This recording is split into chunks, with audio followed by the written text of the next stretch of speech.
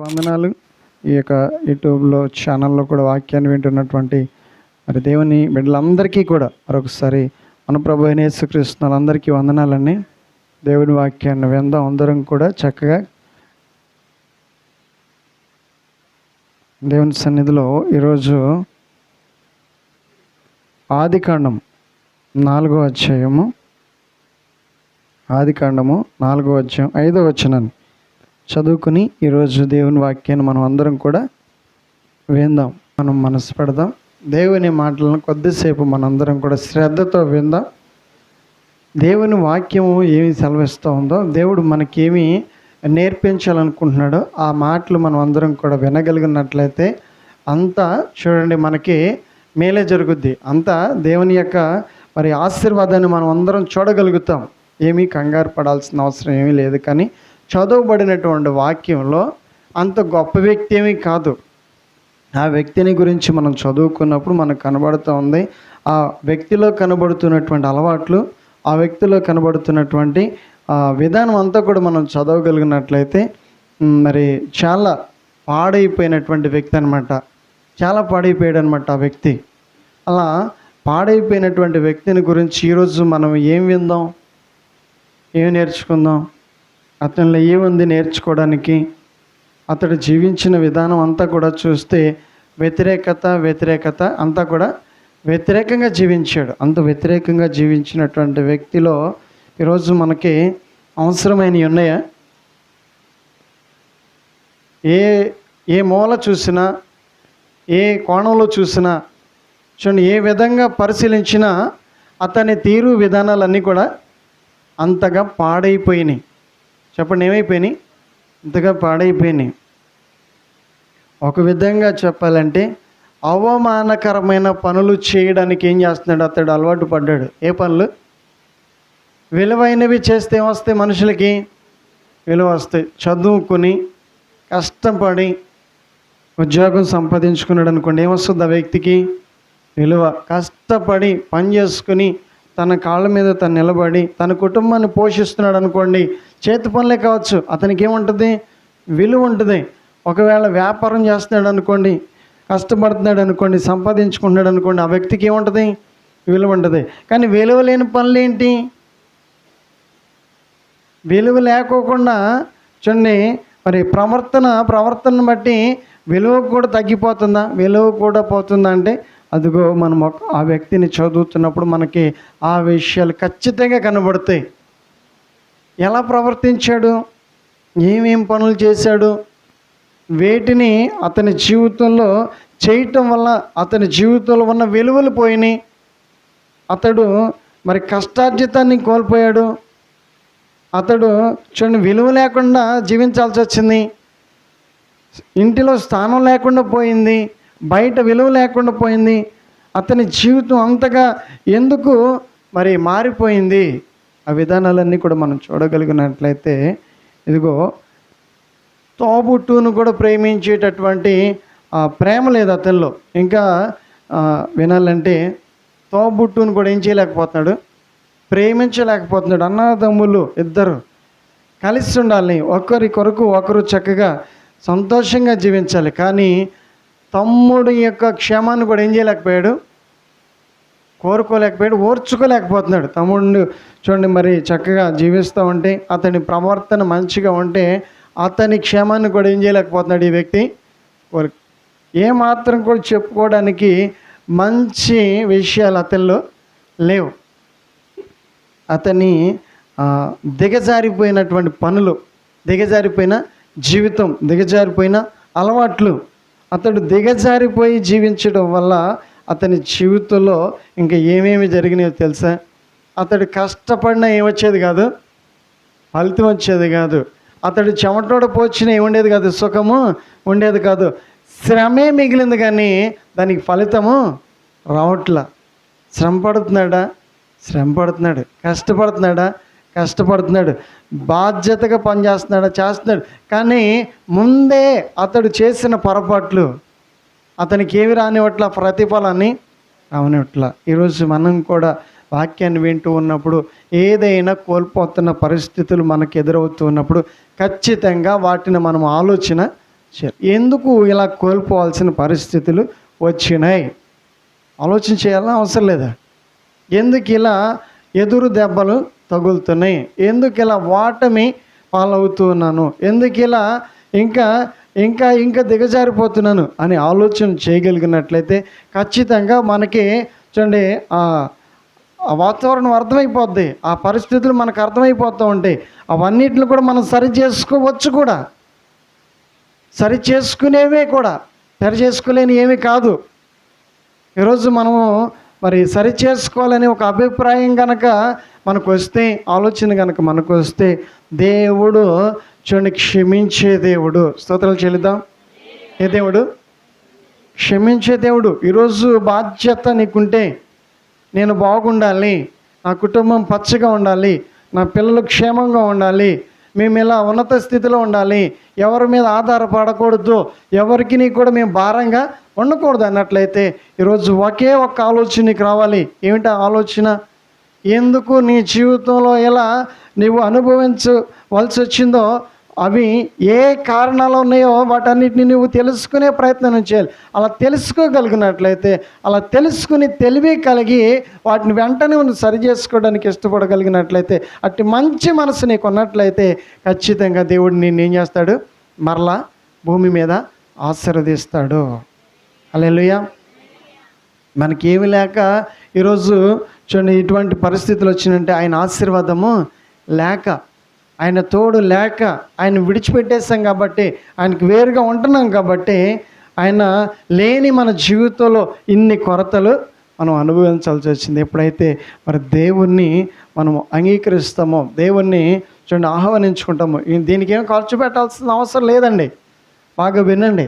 దీనికి ఏమి ఆయన రావడానికి ఏం ఖర్చు పెట్టాల్సిన అవసరం లేదు. ఆయన ఏమీ కూడా చూడండి నీ నుంచి ఆశించట్లేదు. ఈరోజు నీవు గనక మరి తెలుసుకోగలిగినట్లయితే, నీకున్న పరిస్థితిని బట్టి ఎవరు జాలిపడే వాళ్ళు ఉండరు. ఎవరైనా జాలి పడతారేమో అని చూస్తే ఎవరికి నీ కూడా అంత సమయం ఉండదు.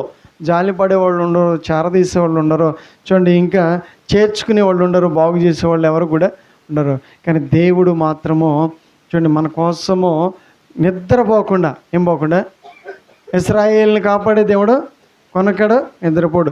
ఎందుకని ఆయన కొనకట్లేదు, నిద్రపోవట్లేదంటే మనం చేసేటటువంటి పనులను బట్టి మనం ఏమైనా చూడండి మరి ఇరుకుల్లో పడతామేమో, ఇబ్బందుల్లో పడతామేమో, ఇంకే విధమైనటువంటివైనా మోయాల్సి వస్తుందేమో అని చెప్పేసి ఆయా సమయాల్లో ఆయా పరిస్థితుల్లో మన కోసము, మన క్షేమం కోసం ఆయన ఏం చేస్తున్నాడు?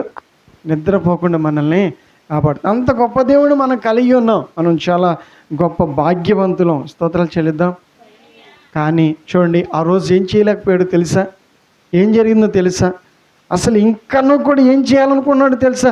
ఇంకా అతడు ఆ విధంగానే ఆ జీవితాన్ని జీవించాలనుకున్నాడు. కానీ ప్రభువా నన్ను క్షమించు అనలేదండి. విచారం ఏమనలేదు ఆయన. ప్రభువా నన్ను క్షమించు అనలేకపోయాడు. పశ్చాత్తాపడలేదు అసలు. చూడండి మరి అతడు చేయాల్సినటువంటి పనులన్నీ కూడా చేయలేకపోతున్నాడు. మరి చేయకుండా అయితే మాత్రం ఏం చేస్తున్నాడు? చేయకుండా అన్నీ చేసేస్తున్నాడు. అంత కష్టమైనవన్నీ కూడా చేస్తున్నాడు. కానీ సులువైనవి నోటితో ఒప్పుకొని ఇక తప్పులు చేయకుండా, ఆ పాపము చేయకుండా, ఆ అలవాట్లు మానుకొని గనక దేవుని సన్నిధికి వచ్చి సరి చేసుకోగలిగినట్లయితే దేవుడు ఏం చేస్తాడు? మరలా క్షమిస్తాడు. దేవునికి ఏముంది? క్షమించే మనసు ఉంది. ఈరోజు వాక్యాన్ని వింటున్న మనము మరి అందరూ నీతిమంతులైనా, అందరిలో పరిశుద్ధత ఉందా? అందరం కూడా ఇక చూడండి మరి అలా దేవుని సన్నిధిలో మరి ధైర్యంగా చెప్పగలుగుతాం. మనం నాలో ఏ పాపం లేదని చెప్పగలుగుతామా? ఏదో ఒక పాపం మనలో ఉంటుంది, ఏదో ఒక లోపం మనలో ఉంటుంది, ఏదో ఒక మూలన చూడండి అది మనల్ని ఏం చేస్తూ ఉంటుంది? చూడండి మనల్ని ప్రేరేపిస్తూ ఉంటుంది. కనీసం మనం అందరం కూడా ఆలోచన చేయాలి. కనీసం మనం అందరం కూడా చూడండి ఆ విషయాల మీద ఖచ్చితంగా పరీక్ష చేసుకోవాలి. మనల్ని మనం పరీక్ష చేసుకోవాలి. ఎంతవరకు చూడండి మనము కరెక్ట్గా ఉంటున్నాం, ఎంతవరకు మనము మరి దేవుని వాక్యానికి వాక్యానుసారంగా ఉంటున్నాం, వాక్యం లేకుండా ఉంటున్నామా, వాక్యానుసారంగా ఉంటున్నామా అనే పరిశీలన మనం ఖచ్చితంగా చేయాలి. చేసేవాళ్ళంగా ఉండాలి. అలా పరిశీలిస్తూ ప్రతి విషయాన్ని కనుక పరిశీలిస్తే ఎక్కడ కూడా మనం నష్టపోయే పరిస్థితులు ఉండవు. నష్టపోయే పరిస్థితులు ఎప్పుడు వస్తాయంటే అజాగ్రత్తగా వెళ్ళిపోతాం. ఎలా? అజాగ్రత్తగా చేస్తాం పనులన్నీ కూడా. దేవుడు మనకి ముందే హెచ్చరించిన, దేవుడే మనకి ముందుగా చూడండి మరి వాక్యాన్ని పంపించిన, దేవుడే మనతో మాట్లాడుతున్న మనం ఏం చేయము? జాగ్రత్త చేసుకోం, అజాగ్రత్తగా వెళ్ళిపోతూ ఉంటాం. ఆ రోజు కయ్యోనుకి కూడా చూడండి ఏమీ లేదు, జాగ్రత్త లేదు. జాగ్రత్త లేకపోవడమే అతడు ఏమవ్వాల్సి వచ్చింది? నష్టపోవాల్సిన పరిస్థితులు వచ్చినాయి, శిక్షించబడాల్సిన పరిస్థితులు వచ్చినాయి. అతని జీవితంలో నెమ్మది లేదు. ఏముండేది కాదు కయ్యోనికి? నెమ్మది ఉండేది కాదు. అతడు జీవించాడు కానీ భూమి మీద ఏమి లేకుండా జీవించాడు, నెమ్మది లేకుండా. కయ్యోను అని పిలిచాడండి దేవుడు. ఏం చేశాడు? కయ్యోను అని దేవుడు పిలిచాడు. కయ్యోను అని పిలిస్తే ఏమన్నాడు? కయ్యోను ఆన్సర్ వేస్తున్నాడు, నువ్వు ఎక్కడున్నావు, నీ తమ్ముడు ఎక్కడా అని అడిగితే ఏమంటున్నాడు? ఆ జవాబే వేరుగా ఉంది. ఆ మాట్లాడే తీరు విధానాలన్నీ కూడా ఎలా ఉన్నాయి? కరవటమేనమాట, మాట్లాడటం రావట్లా. ఏం చేస్తాడు? ఎవరితో ఎలా మాట్లాడాలో మొట్టమొదటిగా మనం ఏం చేయాలి? నేర్చుకోవాలి వద్దా? నేర్చుకోవాలి, ముందు నేర్చుకోవాలి. ఎవరితో మాట్లాడాలి? అధికారులతో ఎలా మాట్లాడాలి? పెద్దలతో ఎలా మాట్లాడాలి? దేవుని సన్నిధిలో ఎలా ఉండాలి? దేవుని సేవకులతో ఎలా ఉండాలి అని చక్కగా జ్ఞానం కలిగి ఉన్నట్లయితే ఏమి నష్టపోం. ఆ రోజు దేవుడు ఎదురుగా వచ్చి కయ్యోను నీ తమ్ముడు ఎక్కడ అంటే ఏమన్నాడు? తెలీదా? కయ్యోనికి తెలుసు. అతడు చూడండి అవన్నిట్లు కూడా ఏం చేయాలని? దాచాలని. ఇంకా ఏం చేయాలనుకున్నాడు? దాచాలి, కప్పిపుచ్చుకోవాలని చూస్తున్నాడు. ఈరోజు మరి దేవుని సన్నిధిలో మనం ఏమీ కూడా దాచలేం, ఏవి కూడా దాగవు. దేవునికి సమస్తను కూడా తెలుసు. ఆయనకి చాటైనా మదుగైనా లేదు. నీ ఆఫీస్కి వెళ్ళినా, నువ్వు పొలానికి వెళ్ళినా, నువ్వు కష్టపడుతున్నా, నువ్వు నిద్రపోతున్నా, నువ్వు మెలకుకున్నా, నువ్వు ఎక్కడ గడుపుతున్నా, ఎక్కడ జీవిస్తున్నా, అన్ని సమయాల్లో కూడా దేవుడు నిన్ను ఏం చేస్తున్నాడు? పరిశీలన చేస్తున్నాడు. స్తోత్రాలు చెల్లిద్దాం. హల్లెలూయా. కనుక మనం ఏదైనా మర్చిపోయి ఆయన నన్ను చూడట్లేదేమో అనుకుంటున్నామేమో, కానీ ఆయన ఏమాత్రం కూడా మనల్ని విడిచిపెట్టలేదు. ఈ సమయంలో దేవుని వాక్యాన్ని వింటూ ఉన్నప్పుడు మనకి దేవుడు ఏమి నేర్పించాలనుకుంటున్నాడంటే, అవమానకరమైన పనులు చేస్తే ఖచ్చితంగా ఏమొస్తాయి? అవమానాలే వస్తాయి. ఏమి రాకూడదని మనం ఎక్కువగా శ్రద్ధ తీసుకుంటాం. అవమానము రాకూడదు, ఏమి ఎదురవ్వకూడదు, అవమానాలు ఎదురవ్వకూడదు. అలాంటప్పుడు మనం అనుకుంటే, ఆలోచన చేసుకుంటే ఇక అవమానాలు రావా? అవమానం రాకూడదు అని అనుకోవటమే కాకుండా అవమానకరమైన పనులు కూడా ఏం చేయకూడదు. అవమానకరమైన జీవితాన్ని మనం ఏం చేయకూడదు? జీవించకూడదు. మొట్టమొదట మనము చూడండి ఎలా ఉండాలో దాన్ని చూడండి మరి ప్లాన్ చేసుకోవాలి. ఇలా ఉండాలి, ఇలా ఉంటాను, ఇలాంటి అలవాట్లే నేను మరి కలిగి ఉంటాను, ఇలాంటి పద్ధతిని నేను కలిగి ఉంటానని చెప్పేసి మనము ఖచ్చితంగా నిర్ణయాలు తీసుకోవాలి. అప్పుడు మనకేమొస్తాయి? దాని ప్రకారంగానే ఫలితాలు వస్తాయి. అంతేకాని చూడండి ఇంకా మన జీవితంలో మరి మంచి నిర్ణయాలు తీసుకోకుండా, మంచి పనులు చేయకుండా, మంచి ఆలోచన చేయకుండా, నాకు అవమానం వస్తుందంటే రాకుండా ఏం చేస్తుంది? మంచి పనులు చేయకపోతే, చెడు పనులు చేస్తే అవమానం రాక మంచి ఘనతలు వస్తాయా? ఇప్పుడు ముఖం చిన్న పుచ్చుకున్నాడంట. ఆయన ఏం చేశాడంట? ఎప్పుడు ముఖం చిన్న పుచ్చుకుంది? మంచి పనులు చేశా? ఏం పనులు చేసి? తమ్ముడిని చంపేశాడు, హత్య చేసేసాడు, కప్పేశాడు, దాచేశాడు, వచ్చేసాడు. ఇక ఇప్పుడు ఏమంటున్నాడు? అడుగుతుంటే ఏమంటున్నాడు? ఇప్పుడు సిగ్గు. ఎప్పుడు సిగ్గు? అసలు సిగ్గు ఎప్పుడు పడవాలి? ఎప్పుడు ఈ బుద్ధి ఎప్పుడు ఉండాలి చెప్పండి? ఎక్కడ ఈయన చూడండి తప్పిపోయాడు మనం గమనించవచ్చు, మనకు అర్థమవుతుంది. తప్పు చేసి తప్పిపోయి చూడండి మరి ఆ అలవాట్లను అలా ఉంచుకొని ఇప్పుడు ఏం కావాలంటే ఈయనకి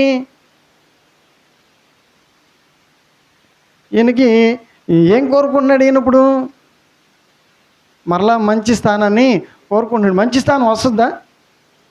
మంచి స్థానం ఇచ్చేది ఎవరు? దేవుడే. స్తోత్రాలు చెల్లిద్దాం. ఒకవేళ మనము చూడండి, మరి మనుషులు మాయ చేయవచ్చేమో కానీ దేవుడిని ఏమీ కూడా మాయ చేయలేం. మనుషులకు తెలిసేటప్పటికి కొంచెం టైం పడదేమో కానీ దేవుడికి చూడండి ఆలస్యం ఏమీ అవదు.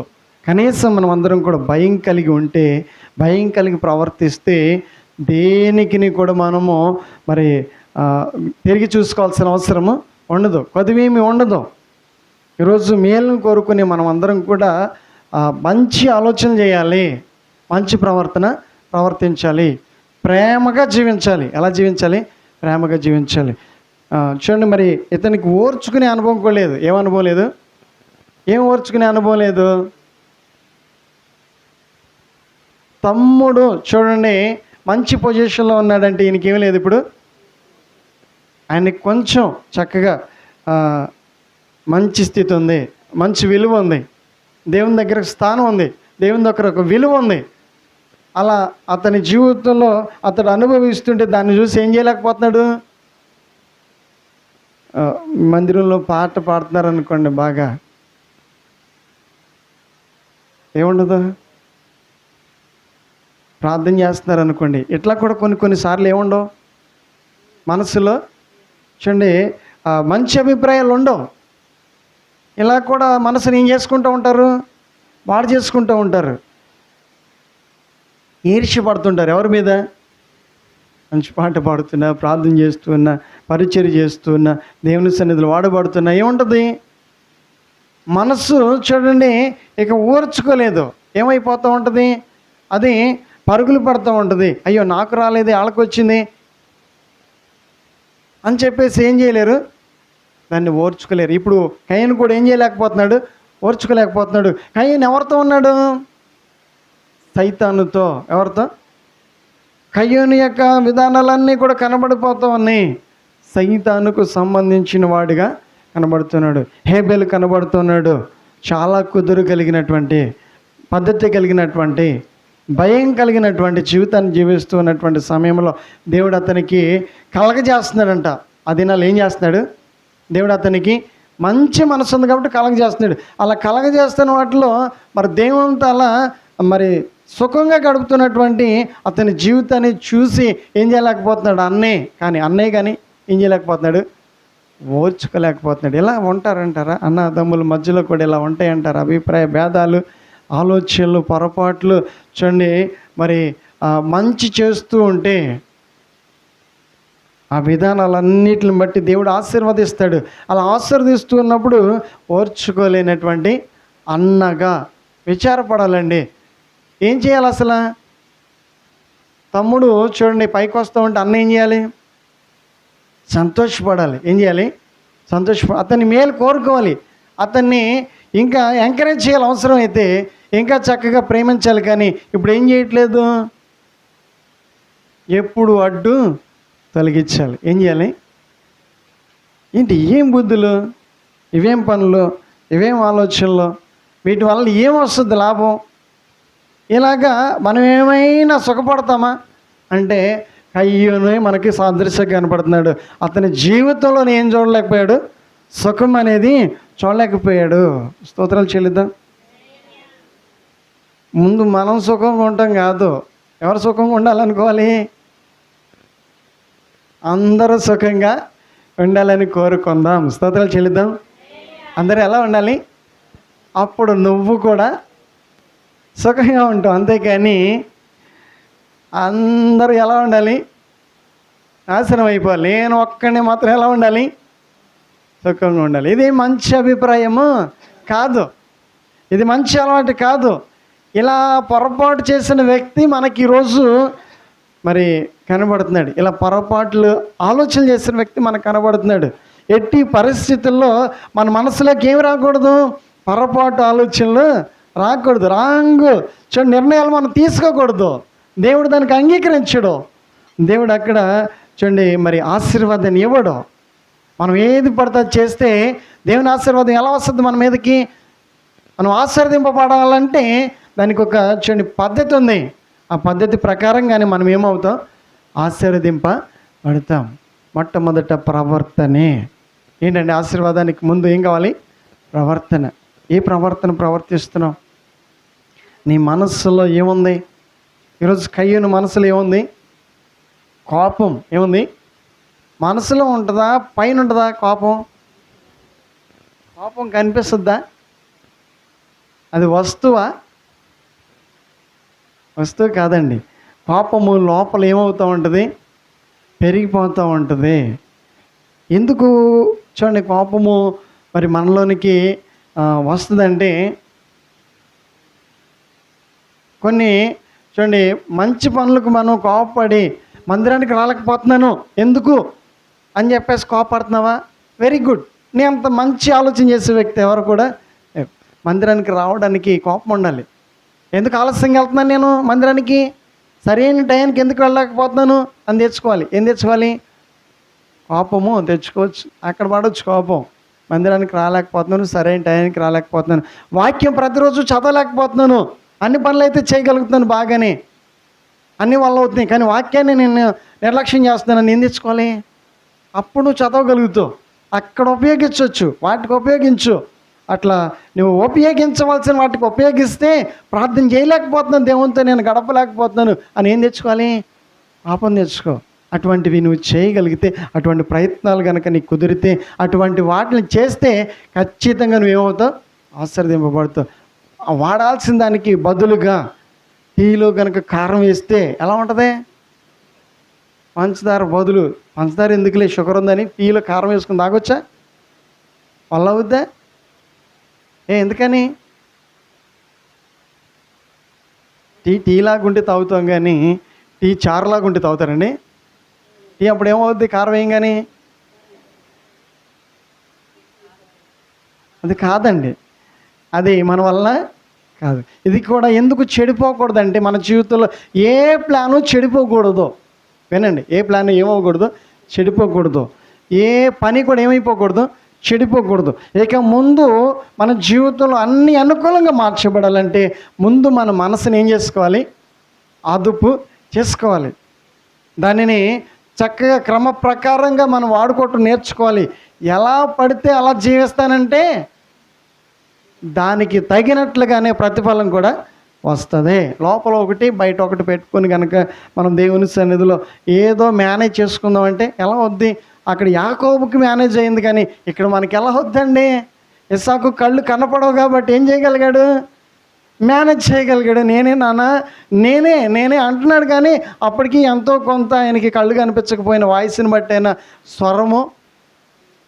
స్వరం యాకోబులాగే ఉందే అన్నాడు. స్తోత్రాలు చెల్లిద్దాం.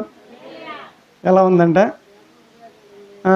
తాకి చూస్తే ఆకారం అలా కనిపిస్తలేదు, కానీ ఆకారం ఒకటే, వంటలు ఒకటే. చూడండి, మరి పైపైన అన్నిటిని కూడా ఏం చేసుకొచ్చేసాడు? మేకప్ చేసుకొచ్చేసాడు. మంచి నటుడు అన్నమాట.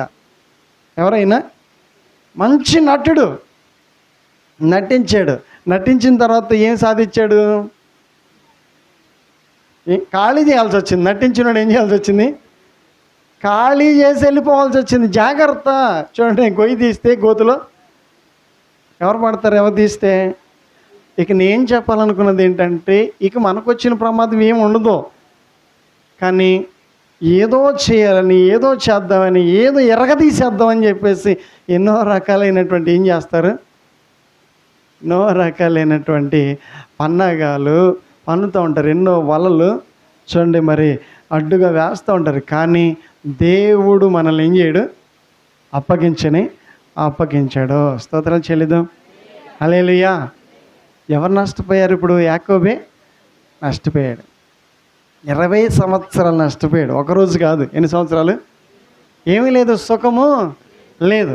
ఇప్పుడు కయ్యేనుకు కూడా ఏమీ లేదు, సుఖం ఏమీ లేదు. ఈరోజు మనకేం కావాలి? సుఖం కావాలి.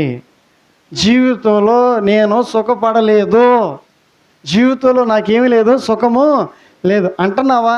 అనుకుంటున్నావా? అనేదాకా నీ స్థితి వచ్చిందా? అనేదాకా నీ భారాలలో ఉన్నాయా? అయితే విను, దేవుడు మాట్లాడుతున్నాడు. ఆ రోజు కూడా కయ్యూని ఏం చేయలేకపోతున్నాడంటే ఒప్పుకోలేక, నిజమే ప్రభువా, నేను తొందరపడిపోయాను, నాలో అభిప్రాయాలు మంచిగా లేవు, ఆలోచనలు మంచిగా లేవు, నేను జీవించిన విధానం అంతా కూడా నీ కోపాన్ని రేపాను, ఏదో తొందరపడి నేను ఇలా చేశాను ప్రభు అని అంటే ఇంత దాకా వచ్చేది కాదు. ఎంత దాకా వచ్చిందంటే ఆ పరిస్థితులు ఏ విధంగా మారిపోయినాయి అంటే, నీవు పంట వేసిన భూమి నీకు పంట ఇవ్వదు. ఏమన్నాడు దేవుడు? పంట వేసిన దేవుడు భూమి నీకు పంట ఇవ్వదు, పండదు. మరి ఇంకా దేశ దింబరివి ఎలాంటి దేవుడివి అంటే ఇక చచ్చిపోతాడా? అదేమీ కాదు. ఏం జరిగిందంటే దేశ దిమ్మరుడు అంటే మనం కూడా అప్పుడప్పుడు కోపం వచ్చుకొని సార్లు కొంతమందిని విసుకుంటూ ఉంటాం. ఏం చేస్తాం? కొంతమంది జీవితాలను చూసి మనకేమొస్తుంది? కోపం వస్తూ ఉంటుంది. ఏమీ చూడండి, వాళ్ళ మార్పు కనిపించకపోవడం వల్ల, ఏమీ ప్రయోజనం లేకపోవడం వల్ల మనకు వాళ్ళ మీద ఏమొస్తుంది? కోపం వస్తుంది. అలాగే అలా కోపపడడం సాధ్యం, అలా జరగడం సాధ్యం. కానీ మరి ఈరోజు దేవుడు ప్రేమతో మనతో మాట్లాడుతూ మనకి దేవుడు ఏమి నేర్పించాలనుకుంటున్నాడంటే, ఈరోజు మేలు కోరుకుంటే మనసును మార్చుకోవాలి. మేలు కావాలనుకున్న వాళ్ళ మనసులో ఏమి రావాలి? మార్పు రావాలి. ఆ మార్పు వచ్చేటటువంటి ఆ పని మందే. ఎవరిదా పని? మంది. మనం కనుక మార్చుకుంటానంటే ఆ అవమానకరమైన పనులేవి కూడా చేయను, అవమానకరమైనటువంటి వాటి జోలికి నేను వెళ్ళను. అవమానకరమైనవి అంటే ఏంటండి? అవమానకరమైనవి ఏంటంటే, దేవునికి నచ్చనివి ఏంటంటే, ఈ రోజున మనము ప్రత్యేకంగా ఒక్కొక్కటి చెప్పుకోవాల్సిన అవసరం లేదు. ఇంకా ఆ మాటలు కావచ్చు, కయ్యూను మాటలు ఏమైపోయినాయి? నిజాలు ఉన్నాయా కయ్యూను మాటల్లో? యాకోబు మాటల్లో నిజాలు ఉన్నాయా? నిజాలు ఉన్నాయండి? అస్సలు లేవు. అసలు నమ్మే మనుషులు కాదు వాళ్ళు. ఏ మనుషులు కాదు? మాటలు చెప్తారు, నమ్మిచ్చే మాటలు చెప్తారు, కానీ వాళ్ళల్లో నమ్మడానికి ఏముండవు, ఆధారాలు ఉండవు. కయ్యూను మాట్లాడుతున్నాడు, నాకేం తెలియదు అంటున్నాడు. అవి నమ్మొచ్చా? యాకోబు అంటున్నాడు తండ్రి దగ్గరికి వెళ్ళి, ఏమని? నేను ఏసావుని అన్నాడు. నమ్మొచ్చా? అసలు ఎంత మోసగాళ్ళో, ఎంత నటుల్లో. ఈరోజు ఇంకా ఎందుకు ఇంకా చూడండి సమయాన్ని వృధా చేస్తున్నావు. ఈరోజు దేవుడు మనల్ని అడుగుతున్నాడు, దేవుడు మనతో మాట్లాడుతున్నాడు. ఈ వాక్యాన్ని వింటున్నప్పుడు, ఈ వాక్యానికి చూడండి మరి మనకి సమయం ఇచ్చినప్పుడు, మాట్లాడుతున్నప్పుడు మనం అందరం కూడా చక్కగా మేలు కోరుకునే వ్యక్తులం అయితే ఖచ్చితంగా ఏం చేయాలి? మన జీవితాన్ని మార్చుకోవాలి, మన పద్ధతుల్ని మార్చుకోవాలి. మార్చుకుంటే ఏం జరుగుద్ది? దేవుడు ఏమిస్తాడు? దేవుడు మనకి మార్చుకుంటే ఆశీర్వదించి పంపిస్తాడు. జక్కయ్య ఏం చేశాడు? మార్చుకున్నాడండి. ఈరోజు మనం కూడా ఏం చేయాలి? మార్చుకోవాలి. ఏం మార్చుకోవాలి? మార్చేసుకో. ఏమేమి చెడిపోయినాయో నీ జీవితంలో, ఏమేమి చెడగొట్టుకొని వేటికైతే నువ్వు లోబడి, వేటినైతే నీ జీవితంలో ఇంకా కాపాడుకోవాలనుకున్న వాటిని దేవుడు ఏం చేయమన్నాడు? విడిచిపెట్టే. ఆ మాట తీరు కావచ్చు, ఆలోచన తీరు కావచ్చు, ఆ మనసు కావచ్చు, ఆ అభిప్రాయాలు కావచ్చు, అలవాట్లు కావచ్చు, వాటన్నిటిని కూడా ఏం చేసుకోవాలి? మార్చేసుకోవాలి. అలా మార్చుకుంటాను ప్రభు అంటే జక్కయ్యతో దేవుడు అన్నాడు, నేడు నీ ఇంటికి రక్షణ వచ్చింది. స్తోత్రాలు చెల్లిద్దాం. ఏం తక్కువైందండి? ఏమీ తక్కువ కాలేదు. దేవుడు ఏమైనా తక్కువ చేశాడా? ఏమీ తక్కువ చేయలేదు. పేరు పోగొట్టుకునే పనులు ఎందుకు చేయాలి? ఏం పోగొట్టుకునే పనులు చేయకూడదు? మంచి పేరు ఉంది, మనకి మంచి వాల్యూ ఉంది. దేవుని సన్నిధిలో చక్కగా మరి మెచ్చుకోదగినటువంటి పనులు చేయాలి. కానీ ఏం పనులు చేస్తున్నారు? పేరును కోల్పోయే పనులు, చూడండి అవమానకరమైన పనులు చేస్తూ ఆత్మీయతను కాపాడుకోవాలి, పరిశుద్ధతను కాపాడుకోవాలి, భక్తిని కాపాడుకోవాలి. అలా ఆలోచనలు మనకు రావాలి. కానీ వాటికి బదులుగా ఏమొస్తుంది? మనకి దేవుని కోపాన్ని కలిగించే ఆలోచనలు వస్తున్నాయి. ఈరోజు దేవుడు మేలు కోరి మనతో మాట్లాడుతున్నాడు.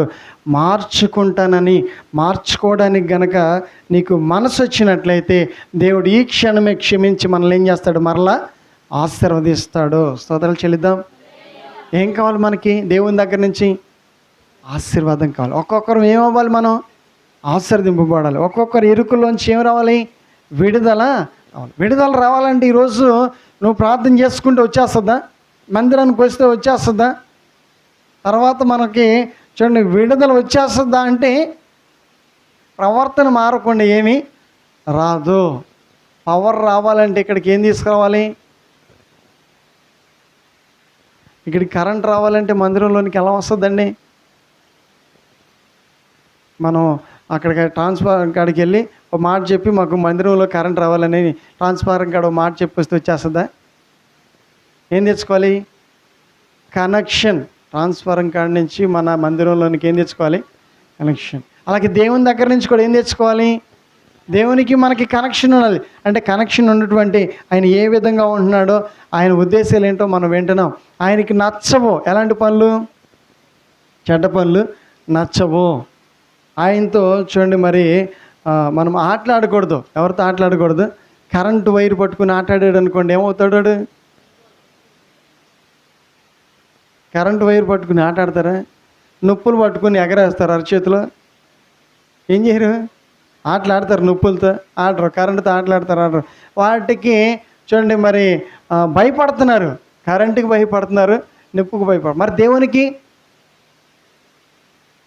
దేవుడు అంతకంటే గొప్పవాడే. మనం అర్థం చేసుకోగలిగినట్లయితే ఆటలాడవద్దు, సమయాన్ని వృధా చేయొద్దు, సరి అయిన నిర్ణయాలు తీసుకుందాం, మంచి ఆలోచన చేద్దాం. ఈరోజు చక్కగా మరి దేవుని వాక్యం వింటున్నాం. దేవుడు మనతో మాట్లాడుతున్నాడు, దేవుడు మనల్ని ప్రేమిస్తున్నాడు.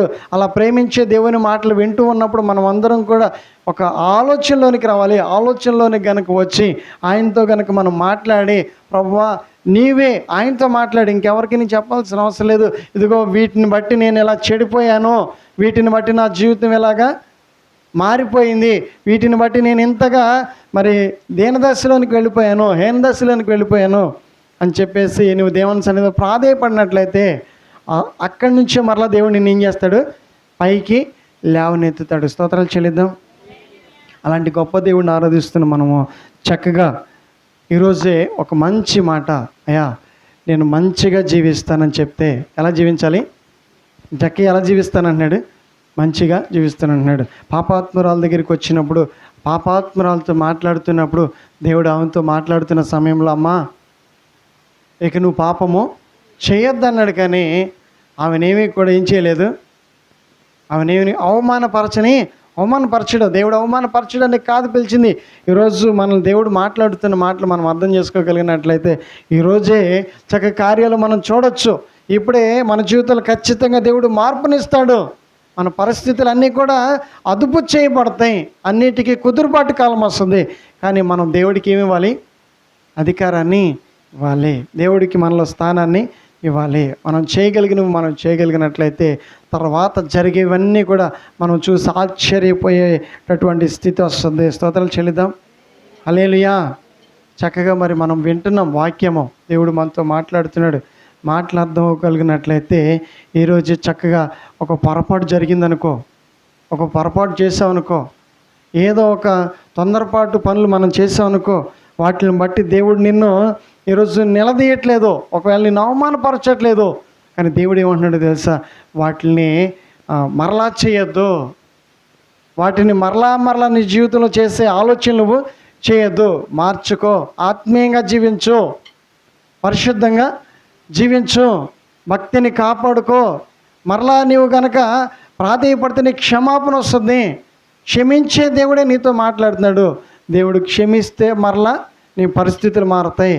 పరిస్థితుల మార్పును అప్పుడు మనం చూడగలుగుతాం. అప్పటి వరకును కూడా పరిస్థితుల మార్పు కాదు. పరిస్థితులు మార్చబడడానికి మనము ఒక ఆలోచనలోనికి రావాలి. దేవునికి ఒక మాటను మనము ఇవ్వాలి. ఆ మాట ఏమిటంటే, అవును ప్రభువా నిజమే, నేను ఇటువంటి లోబీ పనులు చేశాను, పాపములో జీవించిన దేవుని సన్నిధిలో ఒప్పుకోగలిగినట్లయితే ఆయన మరలా మనల్ని చేర్చుకొని ఏం చేస్తాడు?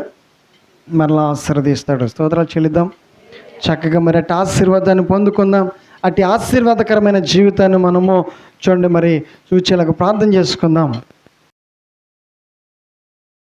శుద్ధుడా, ప్రేమ కలిగిన మా తండ్రి యేసయ్య, మీకు వందనాలు చెల్లిస్తున్నా.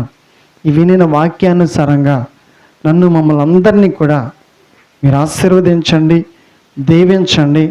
అయ్యా మీ చేతులకు అప్పగించుకుంటూ ఆ రోజు కయ్యూను జీవితంలో కూడా జరిగిన పొరపాటును బట్టి అతడు చూడండి నెమ్మది లేకుండా, సుఖం లేకుండా, క్షేమం లేకుండా జీవించాడు. ఈరోజు వాక్యాన్ని వింటున్నటువంటి మా జీవితంలో కూడా ఏ తప్పిదమైన, ఏ పొరపాటైనా జరిగితే ఒప్పుకుంటూ విడిచిపెట్టినట్లయితే ఒక్కొక్కరిని మీరు ఆశీర్వదించండి, దీవించండి, మీ విలువైన రక్తంలో కడిగి పరిశుద్ధపరచండి. ఈ వాక్యాన్ని వింటున్న ప్రతి ఒక్కరిని కూడా వాక్యానుసారంగా దీవించమని యేసు పరిశుద్ధ నామములో ప్రార్థిస్తున్నాను తండ్రి.